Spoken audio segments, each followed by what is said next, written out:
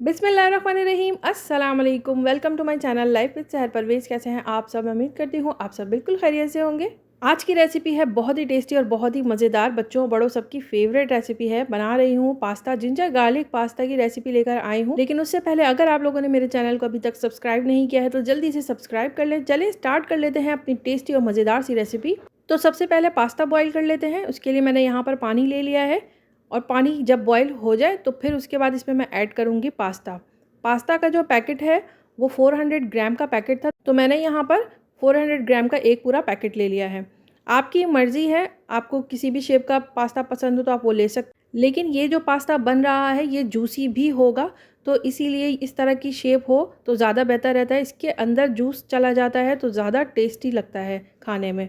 तो बस 15 मिनट लगेंगे पास्ता को बॉईल होने में। इसका फ्लेम हम मीडियम कर लेंगे और लिड लगा देंगे इस पर। जब तक ये कुक हो रहा है उतनी देर में हम चिकन को भी रेडी कर लेंगे। तो चिकन बनाने के लिए मैंने यहाँ पर एक पैन ले लिया है और उसमें ऐड कर रही हूँ 1/4 कप ऑयल और ऐड कर रही हूँ मैं इसमें बोनलेस चिकन लिया है मैंने 300 ग्राम। इसके देखिए इस तरह से पीसेस कर लिए हैं, दरमियाने साइज़ के पीसेस हैं। और अब इसमें ऐड कर रही हूँ अदरक लहसुन का पेस्ट 1 टेबल स्पून। और अब इसमें ऐड कर रही हूँ पिसी हुई काली मिर्च ½ टी स्पून, पिसी हुई लाल मिर्च ½ टी स्पून, ज़ीरा ऐड कर रही हूँ ½ टी स्पून, कुटी हुई लाल मिर्च ½ टी स्पून। ये सारी चीज़ें इसमें ऐड करने के बाद पहले इसको अच्छी तरह से मिक्स कर लेंगे। अच्छी तरह से मिक्स करने के बाद इसमें मैं ऐड कर रही हूँ नमक आप अपने टेस्ट के हिसाब से ऐड कर सकते हैं। मैं यहाँ पर ½ टी स्पून ऐड कर रही हूँ। फिर मैं इसमें ऐड कर रही हूँ दही 2 टेबल स्पून भरकर। इसको अच्छी तरह से मिक्स कर लेंगे और फिर लिड लगाकर इसको कुक होने के लिए रख देंगे तकरीबन 10 से 15 मिनट के लिए। बोनलेस है, जल्दी कुक हो जाएगा, 10 से 15 मिनट में अच्छी तरह से गल जाएगा। तो तब तक देख लेते हैं पास्ता की तरफ। तो देखिए पास्ता भी अच्छी तरह से गल चुका है, कुक हो चुका है। बस इसको मैंने स्ट्रेन कर लिया है और इसको उसी पॉट में रख लिया है। और अब इसमें मैं ऐड कर रही हूँ ऑयल ऐड कर रही हूँ 2 टेबल स्पून और अच्छी तरह से मिक्स कर लूँगी ताकि ये अलग अलग ही रहे, एक दूसरे से चिपके नहीं। और अब इसमें लिड लगाकर इसको एक साइड पर कर लेंगे। और 10 से 15 मिनट हो चुके हैं चिकन को कुक होते हुए, तो देख लेते हैं। तो देखिए चिकन अच्छी तरह से कुक हो चुकी है, गल चुकी है चिकन। और देखिए इस तरह से ग्रेवी चिकन में होनी चाहिए, इसको आपको रखना है। तो बस इसको एक साइड पर कर लेते हैं और ले लेते हैं एक पॉट और उसमें ऐड कर रही हूँ मैं oil half cup oil add करने के बाद इसमें ऐड करेंगे जिंजर यानी कि अदरक कटी हुई चॉप की हुई 2 टेबल स्पून और लहसुन भी ऐड करेंगे चॉप करके 3 टेबल स्पून। इसको हमें ब्राउन नहीं करना है लेकिन हल्का सा कुक करना है, इसका कच्चापन ख़त्म हो जाए इतना हमें कुक करना है, लेकिन ब्राउन नहीं करना है। देखिए ये ब्राउन नहीं हुआ है। तो अब इसमें यहाँ पर ऐड कर रही हूँ एक टमाटर ले लिया था, उसको ब्लेंड कर लिया है, वो इसमें ऐड कर दिया। अगर आपके पास टमाटो प्योरे है तो आप वो भी इसमें ऐड कर सकते हैं। नमक ऐड कर रही हूँ 1 टीस्पून और पिसी हुई काली मिर्च यहाँ पर मैं ऐड कर दूँगी ½ टी स्पून। सफ़ेद सिरका इसमें ऐड कर रही हूँ 2 टेबल स्पून।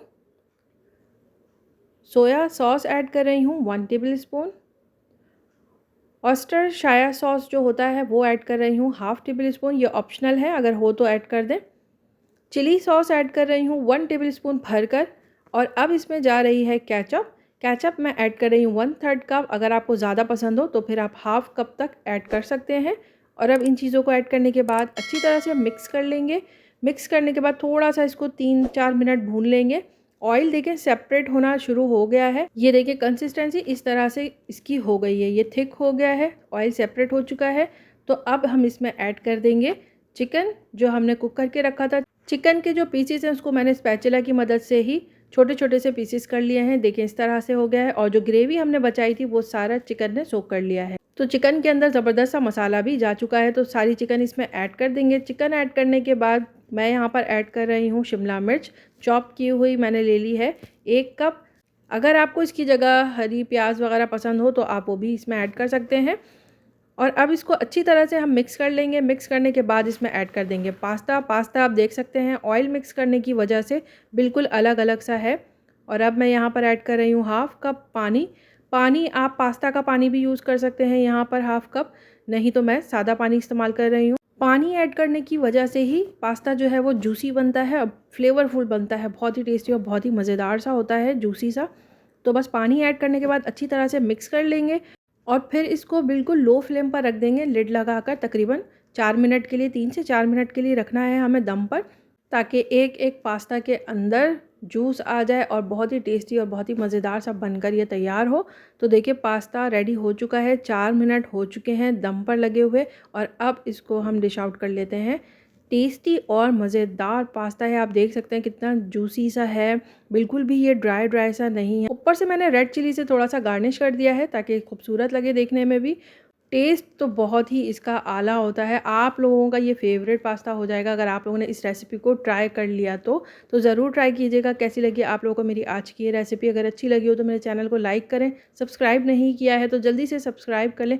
پھر لے کر آؤں گی ایک اچھی سی اور مزیدار سی ریسیپی انشاءاللہ۔ تب تک اپنا اور اپنی فیملی کا رکھیں بہت سارا خیال۔ السلام علیکم۔